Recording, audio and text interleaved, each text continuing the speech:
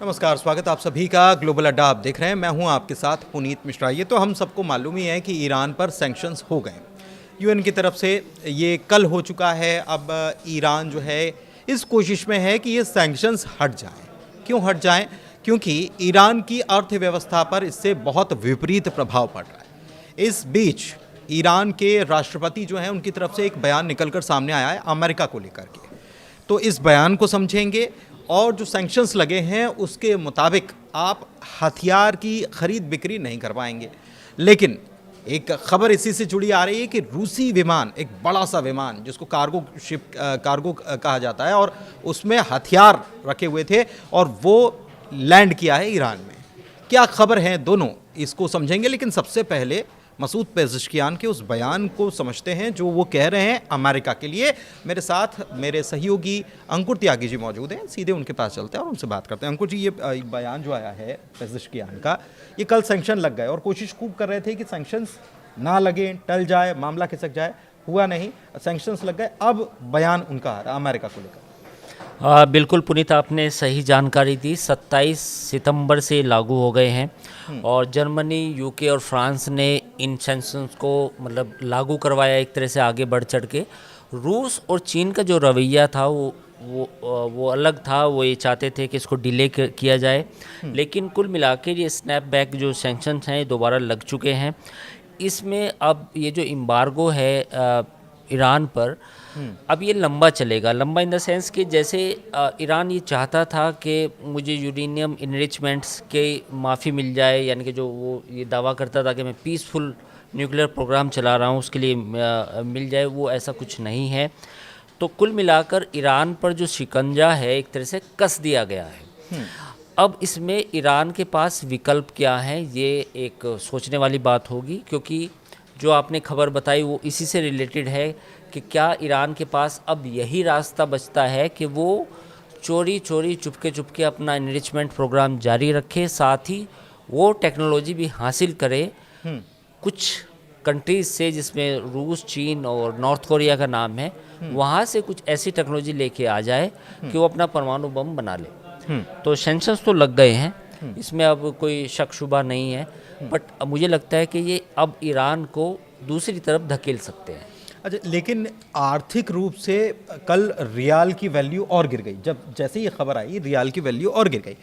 आर्थिक रूप से कमर टूटने वाला इसे बताया जा रहा है, और ये है भी इसलिए कि आर्थिक रूप से अगर गरीबी सबसे ज़्यादा, युद्ध से ज़्यादा गरीबी मार देती किसी भी देश को, या उसकी अर्थव्यवस्था अगर टूट जाए तो मार देती है। तो ईरान क्या ऐसे होने देना चाह रहा है कि हाँ, हम अगर सैंक्शन लगे तब भी हम झेल जाएंगे और चीज़ों को कर लेंगे, या फिर they are seeking for talks? नहीं, अभी जैसे जो लग रहा है कि उससे तो बिल्कुल ऐसा नहीं लग रहा कि ईरान बातचीत करना चाहता है। अभी जो खामनेई का जो बयान आया था हाल फिलहाल में, उन्होंने कहा था कि डेड एंड हो चुका है हमारे रिश्तों का, अमेरिका के साथ जो रिश्ते हैं। तो अब कोई किसी तरह से बिल्कुल नहीं लग रहा कि ईरान अपनी अपना जो ये अधिकार मानता है कि मुझे न्यूक्लियर इनरिचमेंट करना है, उससे पीछे हटेगा।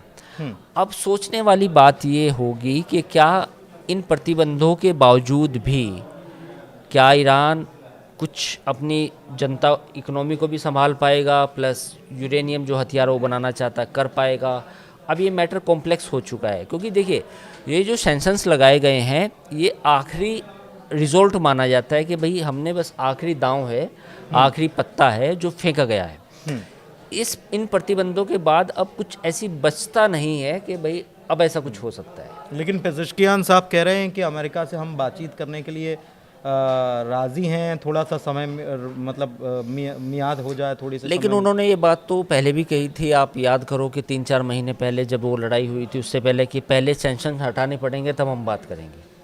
तो अमेरिका ने ये कहा था कि सैंक्शंस आपके तब हटेंगे पहले आप एग्री होंगे। तो अब भी वो यही कह रहे हैं। तो अभी यही बात है, तो कोई बयान में कोई बदलाव बिल्कुल नहीं है, कोई ब्रेक थ्रू नहीं है।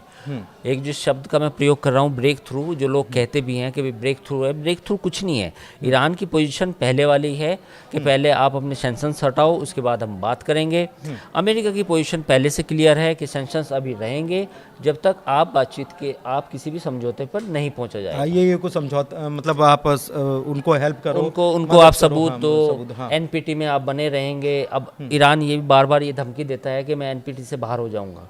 तो ये तमाम जो चीज़ें हैं आईएए में आप उनको निगरानी की अनुमति देंगे, प्लस आप ये क्या नाम एनरिचमेंट नहीं करेंगे। तो तमाम चीज़ें जो करनी है आप पहले वो कीजिए, उसके बाद ही हम प्रतिबंध हटाएंगे। यूएन में पेज़ेश्कियान साहब भी ये कह रहे हैं और खामनेई साहब दोनों ये कह रहे हैं कि हम हथियार नहीं बनाना चाहते। 70 सांसद जो हैं वो ये कह रहे हैं कि आप अपनी डॉक्ट्रिन में बदलाव करिए कि आप हथियार बनाइए तो सही, लेकिन हम हमला पहले नहीं करेंगे। ये 70 सांसदों का एक लेटर गया है।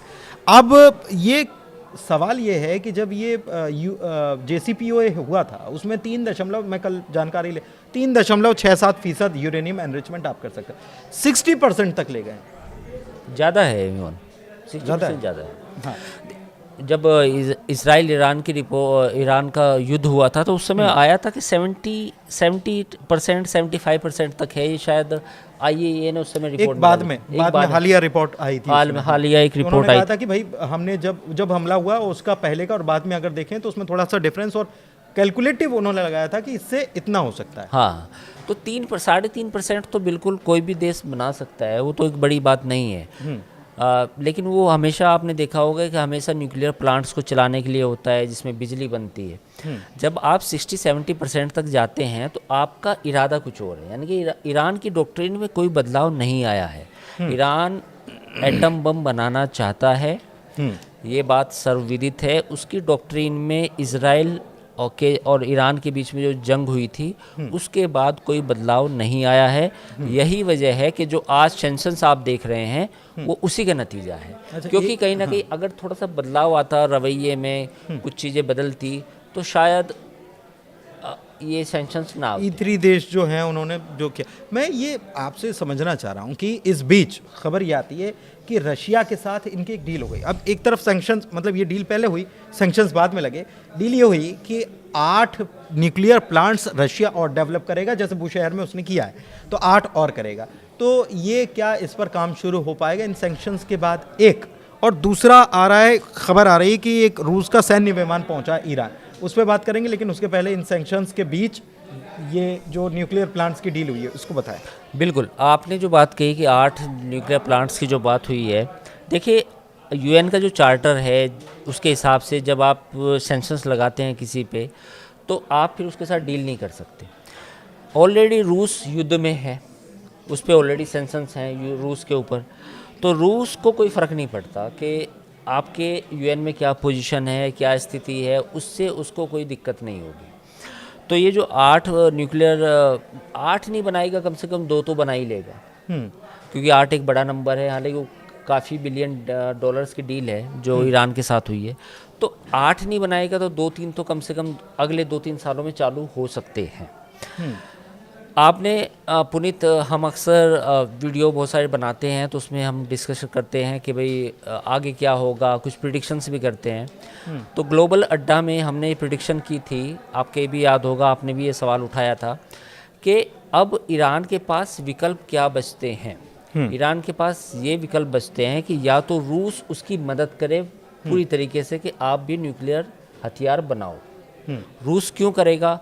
रूस इस बिना पे कर सकता है कि अगर उसको यूरोप में नेटो का बड़ा थ्रेट मिलता है, अगर रूस को लगता है कि अगले 20 सालों में 10-15-20 सालों में यूरोप उसके लिए खतरा हो सकता है उसके एग्जिस्टेंस के लिए, तो रूस फिर काउंटर एक पॉलिसी में बदलाव करते हुए ईरान को मदद कर सकता है। दूसरा पॉइंट है नॉर्थ कोरिया। हमने ग्लोबल अड्डा के पुराने एपिसोड में आपको बात बताई थी कि ईरान ये काम कर सकता है कि अपना एटॉमिक बम नॉर्थ कोरिया में बनाए, वहाँ से पूरा बन के आए, सारी चीज़ें तैयार होके आए और उसका केवल एक टेस्ट जो है ईरान की धरती पे हो।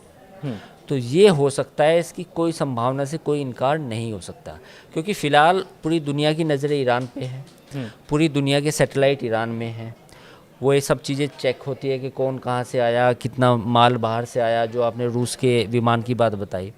तो ऐसे में ईरान के पास जो विकल्प बचता है वो रूस, चाइना कुछ हद तक ना भी करे अपनी इकोनॉमिक बाउंडेशंस की वजह से, लेकिन रूस और नॉर्थ कोरिया ईरान की परमाणु बम बनाने में मदद कर सकते हैं। ये कोई अतिशयोक्ति नहीं होगी बात। अच्छा, ये जो विमान आया है ये आज खबर आई है, इसके बारे में बताएं। देखिए, वो तो पहले भी MiG-29 और सुखोई देता रहा है। एयर डिफेंस सिस्टम जो हालांकि उतने अच्छे से काम नहीं किया इसराइल वाले युद्ध में, वो रशियन मेड था। तो अब ईरान को भी पता चला है कि विदाउट एयर डिफेंस सिस्टम वो आगे सरवाइव नहीं कर सकता, यानी आगे लड़ाई नहीं लड़ सकता। तो कल अगर 1 साल बाद इजराइल या अमेरिका से जंग होती है तो उसकी तैयारी भी ईरान को अभी से करनी पड़ेगी। तो उसके लिए क्या होगा कि एयर डिफेंस खरीदने पड़ेंगे, उसके लिए क्या होगा, Su-30 खरीदना पड़ेगा, उसके लिए क्या हो सकता है कि S-400 खरीद सकता है।